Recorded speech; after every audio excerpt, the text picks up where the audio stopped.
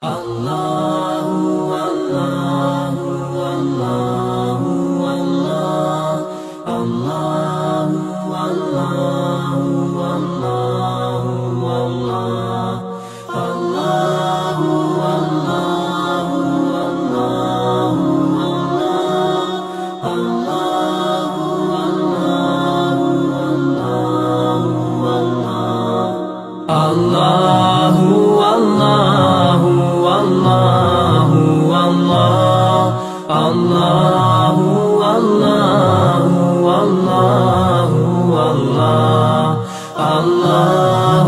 Allahu Allahu Allah Allahu Allahu Allahu Allahu As I look to nature's beauty, dazzled am I, knowing everything comes on you, the Lord Most High. الله الذي يهدينا جميعا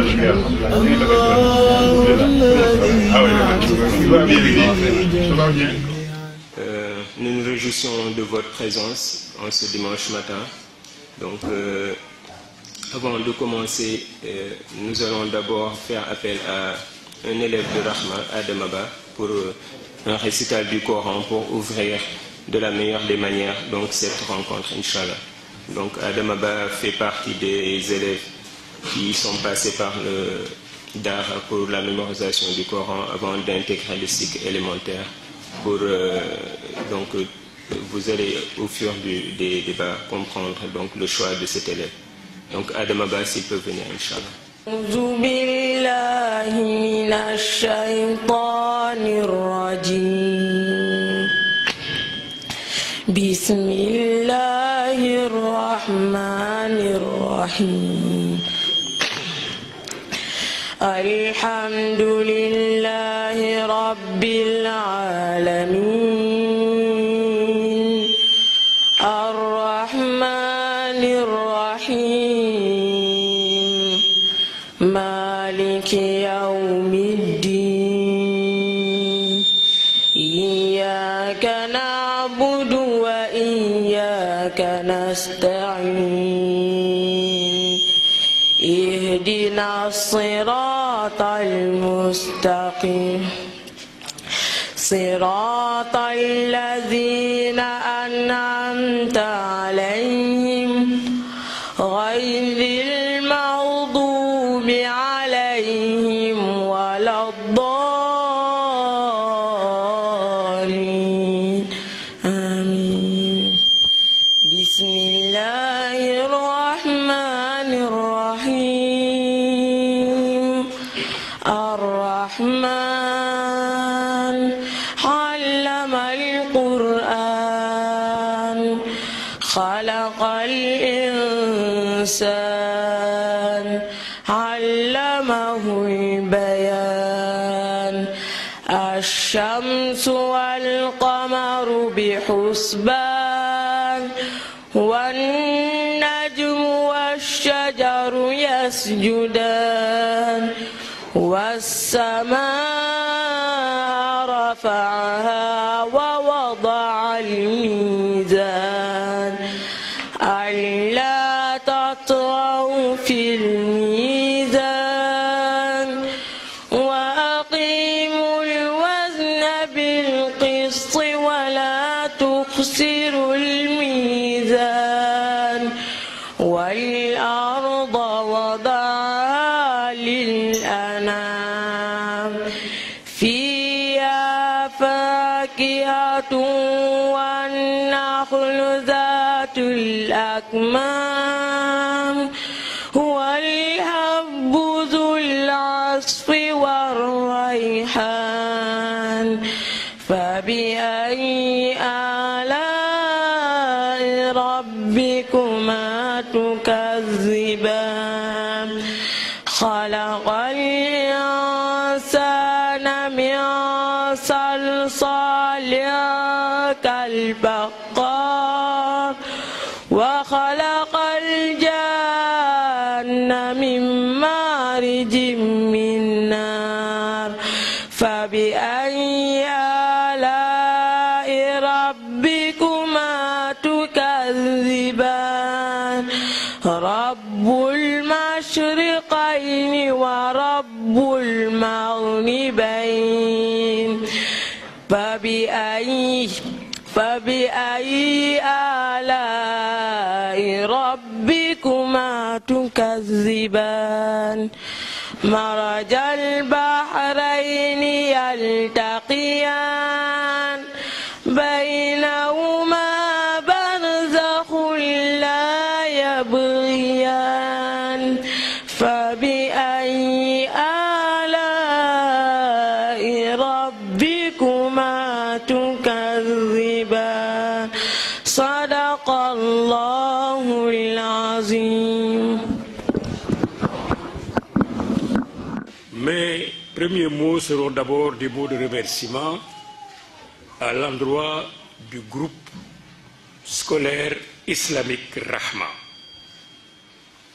Et surtout de féliciter ce groupe, à commencer par son directeur, pour les efforts constants qu'il ne cesse de consentir pour l'amélioration de l'enseignement dans notre pays et aussi introduire dans cet enseignement la base de la vie du musulman, c'est-à-dire le Coran.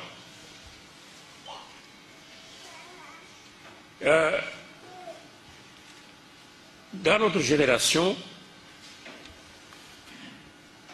nous avions la chance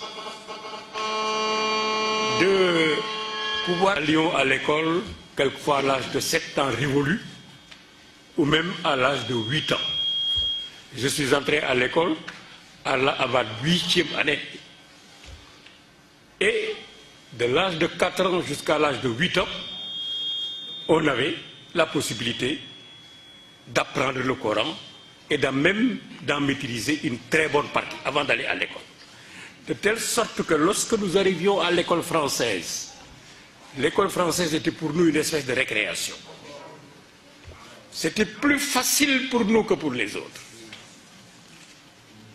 Alors où nous sommes, la situation a totalement changé. Nous avons actuellement des musulmans qui commencent par le jardin d'enfants, continuent à l'école primaire, jusqu'à l'université, sortent de l'école, ils sont à l'âge adulte et à l'activité professionnelle sans avoir appris un mot de français. Nous avons des générations comme ça en ce moment. Nous en avons au moins 2. Nous en avons au moins 2. Les parents font ce qu'ils peuvent.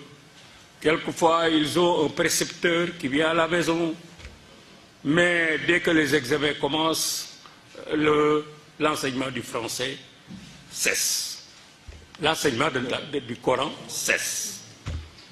Et nous avons ainsi, actuellement, dans les mosquées qui sont, par miracle, toujours remplies, vous avez quelquefois les 3/4 qui ont appris Fatiha par le français, par les lettres françaises. Et ceci est une catastrophe. Comment résoudre ce problème? Plusieurs tentatives. Il est évident que l'État officiel, qui est basé sur la laïcité, n'a pas les capacités de résoudre un tel problème. Il a fait un effort. Il a fait un effort en instituant l'enseignement du Coran après les heures d'enseignement en français et de façon facultative, l'enseignement du Coran n'étant pas introduit dans la notation pour mesurer les capacités des enfants. Donc, c'était tout à fait facultatif. Ce que le groupe islamique veut faire, et qu'il a déjà commencé de faire, c'est de l'améliorer. C'est d'introduire dans curriculum de l'enseignement même des heures d'enseignement du Coran. Je pense que ceci est l'une des meilleures solutions pour résoudre la question que nous avons évoquée. Je voudrais saluer les inspecteurs, pédagogues et professeurs de l'enseignement en langue arabe et en langue française présents dans cette salle. Et je pense qu'avec leur éclairage, nous pourrons tirer de cette journée, nous, parents d'élèves, les enseignements nécessaires pour orienter nos enfants de la meilleure façon, comme il est dit, en faire des citoyens modèles, donc maîtrisant l'enseignement en la langue officielle du pays, mais en même temps des musulmans convaincus parce que possédant le Coran. Je m'en arrête là et je voudrais, si vous le voulez, donner la parole au Oustaz Faye pour une orientation de ces débats sur un plan beaucoup plus technique que je ne saurais le faire. Oustaz, vous avez la parole. ñi nga xam ne dëkk nañ ci Dakar wala ci Sénégal wala ci yeneen réew yu bari sax yëg nañu liggéey bi nga xam ne moom la Rahma ji def ci école bi ñoo ngi ñaan borom bi subhanahu wa taala mu jàppale leen saxal liggéey. beneen bi mooy bu ñu bëggee yar aw nit jëmale leen ci mbaax jëmale leen ci defar àdduna faw ñu jiital ci ñoom alquran li ñuy tuddee xawma éducation de base lañ koy wax loolu mooy fexe ba def ci nit ki alquran li muy jural way jur wa nga xam ne moo ko ci dugal di sonn ngir mu jàng ci ay tiyaaba bari na mais la lool di jural société ba moo ëpp nga xam ngeen ne benn nit bu baax moom dina jëriñoo mbaax gi mais li ëpp ci mbaaxam société bi muy dund ñoo koy jëriñoo benn nit bu safaan itam bu am safaan itam xam ngeen ne noonu lay mel ci biir société kon baaxal société mu ngi tàmbalee ci fexe ba nit ñi nga xam ne ñoom ñooy jiitu ci baaxal société nit ñooñu ñu fexe def ci ñoom mbaax te def ci nit ñi mbaax mu ngi tàmbalee ci ñu fexe jiital ci ñoom alquran kon loolu faw ñu bàyyi ko xel problème bi àdduna bi am yëpp mooy jullit ñi dañoo jàng lu bari xam lu baree bari te alquran jiituwu ci daanaka loolu bi mu amee ci la jullit ñi commencé am problème am ci àdduna bi mais su doon li ñu xam yëpp tey ci àdduna bi ak li ñu am yëpp ci ay moyens alquran moo jiitu ci ñoom nekk seen base nekk seen gis-gis comme ni ñu ko waxee ci Iqra kon tey jullit ñi fi ñu toll nii du ñu fi toll sànq xale bi muy jàng saar bi mu doon jàng arrahmanu allama alquran la jàng soo leen dégloo saar bu baax borom bi subhanahu wa taala dafay tudd ay xéewal yu rëy yoo xam ne da ko defal nit ñi xéewal yooyu lu bari ci alquran bu yàlla di fàttali nit ñi ay xéewal yu mu leen defal du leen koy nettali pour ndamu ci ñoom mais daa bëgg ñu bàyyi ko xel téye ko ndax bu ñu ko téye ci la seen teraanga nekk ci la seen yokkute nekk loolu moo tax mu koy tudd xéewal yooyu bi ko yàlla tudd da cee tudd yu bari ci suratu rahman xale bi di ko jàng nga xam ne aaya bi nga xam ne moom moo bari lu mu répété wu ci biir saar bi mooy fa bi ayyi alaa'i rabbikumaa tukazzibaani aaya boobu borom bi da ciy wax ne maanaam fa bi ayyi alaa'i rabbikumaa tukazzibaani waxal leen ma lii may tudd ci ay xéewal ci saar bi ban ngeen ci mën a weddi jàpp ne du man yàlla maa ko def maanaam loolu moo tax ay maanaam bu tuddee maa def lii rek danaan fa bi ayyi alaa'i rabbikumaa tukazzibaani ndax man ngeen a weddi yéen nit ak jinne ne du man yàlla maa def loolu mais soo leen xoolee ba saar bi jeex ay xéewal yi gën a rëy nga xam ne yooyu fi taaj doomu aadama moo ko fi téye ci kaw suuf moom la yàlla doon tudd bi mu tàmbalee daf na arrahmanu allamal quran gis nga boobu la tuddee comme kele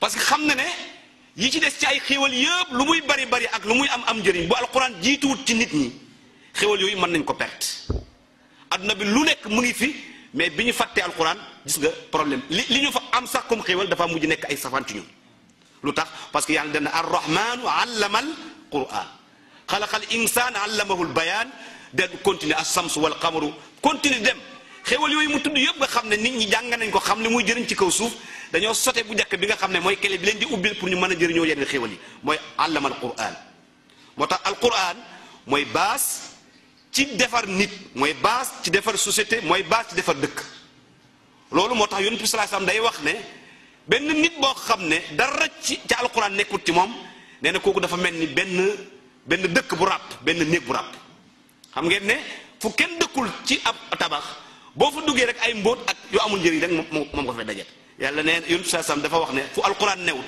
dëkk bu alquran newut réew mu alquran newut nit ku alquran nekkut ci moom noonu lay mel kon jàpp naa ne bu ñu amee programme xalaat ne dañu bëgg jiital dañu am programme ci école bi fexe ba jiital alquran ci xale yi mu nekk base ñu jàng ko ci ay at yu bari nga xam ne dina dëgër ci ñoom loolu yaakaar naa ne projet la boo xam ne du defar xale bi la mais defar réew mi la kon ñoo ngi encouragé wax dëgg yàlla xalaat boobu di ñaan borom bi subhanahu wa taala yàlla na ci def tawfiix te itam parents d'élèves yi nañu bàyyi xel ne loolu école bi moo ko xalaat di bëgg koo def jàngalekat yi am nañ ci wàll mais lu rëy la encore ci parents d'élèves pour ñu def ci seen wareef. Du jour et rien qu'à l'entame de la rencontre avec ses premières interventions, je pense que vous voyez pourquoi on l'a choisi et vraiment je pense que je ne me suis pas trompé. Donc ñun li ñu lañ doon ñaan moom mooy kon nu mu ko waxee lii Oustaz Faye wax ci alxuraan bi moom résumé na ko donc Inch'Allah on va vous présenter le projet de Rahma. Donc je vous fais une peut-être présentation sommaire donc des gens qui sont au niveau de la table. Donc comme j'ai dit, donc tonton Ousmane Seck qui est notre ancien ministre de l'économie et des finances et qui vient de nous dire son parcours qui est passé par le DAR avant d'entrer dans l'école française, donc qui a terminé après comme vice-président à la Banque islamique de développement à Jeddah. Actuellement, il est le président de l'association des amis de l'Académie des sciences et techniques du Sénégal. Donc, il y a tonton Ning Khadim Rassoul, qui est notre momonienne actuellement. Donc, vraiment, le projet, c'est avec lui qu'on en a parlé depuis et qui est un inspecteur de l'enseignement, donc qui est à la retraite, mais qui est l'ancien directeur du centre de formation pédagogique de Dakar Médina, et qui œuvre beaucoup pour vraiment l'éducation ici au Sénégal. Il est l'auteur notamment des manuels Les premiers pas de Jumbo de la maternelle, Ali et Sophie de l'élémentaire. Donc c'est notre conseiller pédagogique et scientifique donc à l'école. Donc on le remercie aussi pour son soutien. Donc Monsieur Thiam, donc c'est que tout le monde connaît, qui est donc un des fondateurs de Rahma avec moi-même qui suis là. Donc on va donc vous présenter donc le projet en tant que tel, donc pour lequel on vous a convié ici. Donc cette nouvelle offre de formation, comme on l'a mis dans la plaquette donc du groupe scolaire islamique Rahma. Donc c'est la base donc de Rahma, c'est ce qui a amené à la création de Rahma, c'est représenter l'islam dignement, c'est-à-dire vraiment on voulait redorer le blason de l'islam. Donc vous nous avez confié ce que vous avez de plus cher et notre ambition est de leur offrir aussi ce qu'il y a de mieux. Donc je pense que ça fait plus de 10 ans que Rahma a lancé le système d'enseignement franco-islamique. Donc on a dès le départ voulu donc innover en mettant en place un système qui correspond à ce que nous croyons. Donc aujourd'hui nous souhaitons passer à une nouvelle étape, donc toujours dans le but d'améliorer la qualité et l'efficacité de la formation surtout. Donc nos enfants vivent aujourd'hui dans un environnement plus complexe que déjà il y a 10 ans quand Rahma démarrait. Donc plus complexe, pour ne pas dire autre chose, on sait déjà toutes les complaintes et autres qu'il y a actuellement dans la société sénégalaise.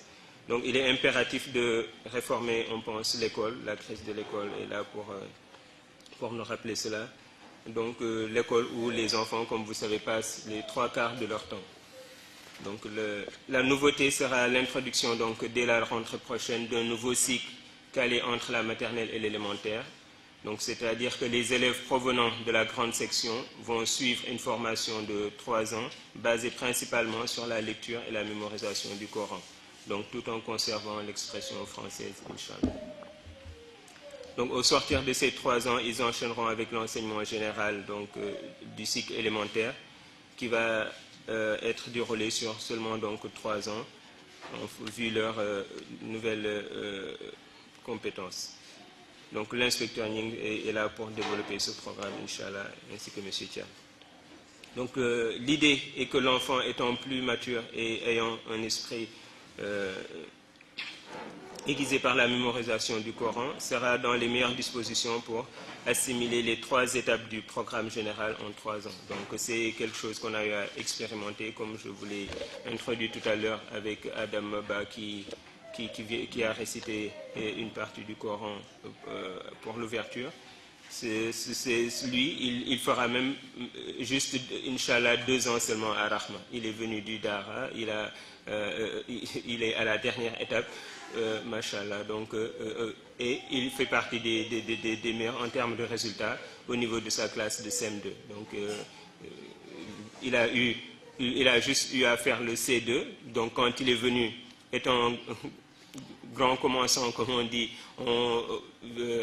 avec l'âge et tout, on avait pensé il ne pouvait pas démarrer au CP et tout, et on voulait le mettre même au C1.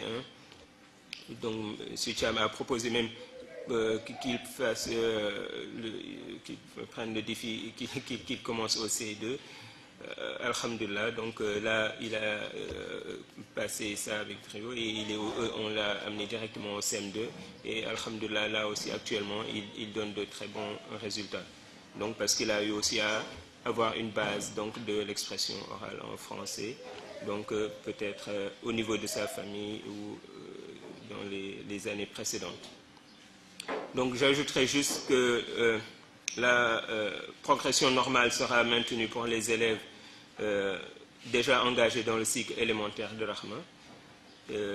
Et aussi qu'il y a une nouvelle structure à l'image de nos ambitions qui devrait voir le jour, Inch'Allah, dans un an, à Wakam Aéroport, donc pour apporter donc cette nouvelle offre de formation pour la communauté musulmane, parce que je pense que ce dont ils ont besoin actuellement, c'est une offre variée et multiforme, parce que on dit souvent on est dans un pays à 90% ou plus musulmans et tout, alors qu'il y a très peu d'offres, très peu de choix pour les musulmans en termes d'éducation comme pour autre chose. Hein. Donc c'est ce qui fait que donc on vit un paradoxe assez particulier. Donc Inch'Allah, nous souhaitons vraiment que nous travaillions dans ce sens. Il y a une sagesse que j'avais lue dans le site de la mosquée, donc An-Nour, que Fallou avait mis, et où on disait que celui qui n'apporte rien à ce monde, il est de trop dans ce monde. Et vraiment, c'est quelque chose qui m'a marqué. C'est-à-dire, il faut que nous pensions apporter notre pierre à l'édifice, qu'on ne soit pas là à dire l'île fi fek, on suit un système, surtout le système français là qu'on suit, qui est actuellement, il y a les statistiques et tout, quand j'ai fait des recherches dernièrement, qui est vraiment à la traîne au niveau mondial en termes de système d'éducation. Ils sont très loin par rapport à tous les autres pays. Ils étaient loin déjà par rapport aux pays nordiques et autres, même l'Allemagne et autres. Mais là, actuellement, avec la nouvelle, le développement des pays asiatiques, on a vu que même eux sont passés de loin devant. Donc nous, vraiment, il faut qu'on ait le courage et la force de créer un système aussi adapté à nos croyances, à nos besoins. Et Inch'Allah, c'est ce à quoi nous vous invitons. Donc je pense qu'au cours des débats, on pourra revenir dessus, Inch'Allah. Merci. C'est un paradoxe, c'est même une contradiction, que le peuple, la population des écoles est une population majoritairement musulmane et il n'y a pas d'offre d'enseignement qui s'adresse à cette population relativement à leur religion. Ça n'existe pas. Et c'est cette contradiction que le groupe Rahma veut vraiment transcender. Faire en sorte que ñaar ñëpp àndandoo jàng français pour jublu ci métier, jàng alxuraan pour jublu ci diine. Ndax ñaar ñooñu ñoo àndandoo. mu ngi mel ni ñaari faasu benn pièce. war ngaa xam-xam boo xam ni mooy jëm ci sa métier ak xam-xam bi nga xam ni mooy jëm ci sa diine. ndax bi jëm ci métier bi mooy yem fii bi jëm ci diine mooy pour ëllëg ñaar ñëpp la ñu war a boole loolu mooy li nga xam ni moom la groupe Rahma di dëgmal xanaa rek ñu ñaan yàlla àggale ko ñaan yàlla àggale ko te yàlla itam renforcer ko te itamit ñaan yàlla bu di exemple boo xam ne ñeneen nañ ci copier kon mën nañoo continuer ci programme bi. sallallahu alayhi wa sallam maa ngi leen di nuyu yéen ñëpp seen tur seen sant intervention bi may def dama koy jëkk def ci français su ma paree dinaa ko tënk ci ay kàddu yu gàtt ci wolof ndax li ñu bëgg mooy yéen ñi ñëw li tax ngeen ñëw ngeen xam ko ñu leeral leen bu baax li nga xam ni bii moom la ñu fas yéene def ba pare ñu déglu leen ngeen jox ñu seen xalaat su fekkee ne lu ñu war a mën a def la ngeen wax ñu ko su fekkee ne lu ñu warul mën a def la ngeen wax ñu ko maanaam daal gannaaw yàlla yaakaar nañu leen ci bu baax a baax seen xalaat yaakaar nañ leen. Nous allons d'abord partir de la situation actuelle, c'est-à-dire le système éducatif sénégalais actuel repose sur un quantum horaire national qui avoisine les 900 heures par semaine. Qu'est-ce que cela veut dire? Si les enfants qui sont dans les structures d'éducation ne font pas 900 heures, il sera quand même impossible de procéder à des évaluations. Vous conviendrez avec nous que actuellement il y a beaucoup de perturbations dans le système éducatif. Si au terme de l'année nous calculons le quantum horaire, c'est-à-dire le nombre d'heures effectives fait par les enfants, si c'est en deçà de 900 heures, l'évaluation risque de poser problème. Donc celui qui veut saboter le système éducatif peut jouer sur ça. Et ce sont les enfants qui sont dans les établissements. Nous nous sacrifions pour nos enfants pour qu'ils aient une bonne formation et une bonne éducation. Mais heureusement, un groupe scolaire dénommé Rahma a réfléchi pour vous présenter une offre éducative. Et cette offre éducative prendra en compte l'existant. Le système éducatif actuellement est étalé sur 9 ans, c'est-à-dire quand je parle de la maternelle et de l'élémentaire. Parce que quand un enfant va à la maternelle, il fait 3 ans, petite, moyenne, grande section. Quand il va à l'élémentaire, il fait 6 ans, CI, CP, CE1, CE2, CM1, CM2. Ça fait 9 ans. Le groupe scolaire Rahma propose 9 ans.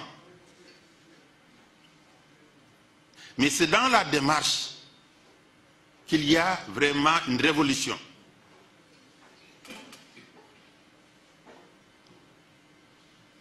D'abord, la première